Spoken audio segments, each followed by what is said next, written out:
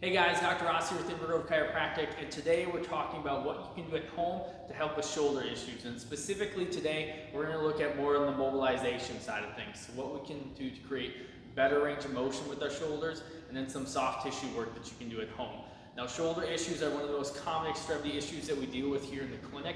It's very common across the country for people to have shoulder issues. There's a ton of different reasons that we have them, whether it's neurological, whether it's rotator cuff, whether it's upper cross syndrome.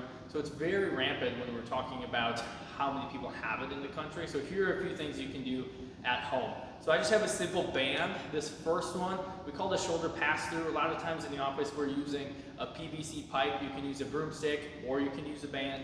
I'm going to show you with the band just because these are more common to see at home. So what you're going to do is, depending on how tense the band is, will depend on how close you are. So if we hold the band up and pull it apart, we want it to be fairly tough, and we don't want to be able to go way out wide. Now, there's a caveat with that, because at the beginning you might have to go way out wide just because that range of motion isn't there. So what we'll do is go ahead and start at the outside of the bands, and you're going to lock your elbows out. You're going to go up and over and touch your back, and then we're going to come back up. And if that's difficult, we can get a lighter band and we can go even farther out. But eventually we want to be able to be more narrow to be able to do this. So if I bring my hands in more, I can go up and over, touch my back, and come back up. And we want it to be nice and smooth. You don't want to have to go one arm over. So it can take a little bit to be able to move your hands in, but this is a good way to try to create overall range of motion in our shoulder. Another one to help with shoulder range of motion is, and the way we can test to see if we have any issues, is putting your arm up and over. We want to be able to touch the other shoulder blade, and same thing going to the other side. And then if we put our arm behind our back, we want to be able to easily touch our other shoulder blade, the bottom corner. So if we're having issues with that, you can take the same band that you used, and you can put it behind your back and grab it with your other arm. And what you're going to do is we're going to pull down for starters, and we're going to stretch this arm here. So we're bringing that shoulder back up, so we're really working on that lat. And then you can do it the opposite way, is pull up and work on that front side of your other shoulder. And then you're going to switch. So with both of these, the shoulder pass-through, you can do a couple sets at 10 reps. And then when it comes to the shoulder stretch, you can do 10-second holds. You can do it 3 times in each direction. So those are 2 ways that we can use the band.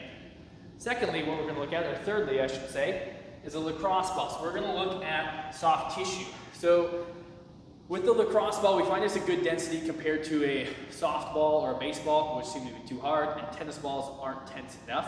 What we're going to do is we want to work on the pec, we want to work on the rotator cuff, in between the shoulder blade, and then the upper trap as well. So I'll show you a couple directions. So if we're going to start with the front side of our shoulder, we're going to come to the corner of a wall, put your arm behind your back, and the ball between the wall and your pecs, and you're going to roll around. You're going to be able to find tender spots in there. You can hold pressure on there. You can do small circles, so that'll help strip it out.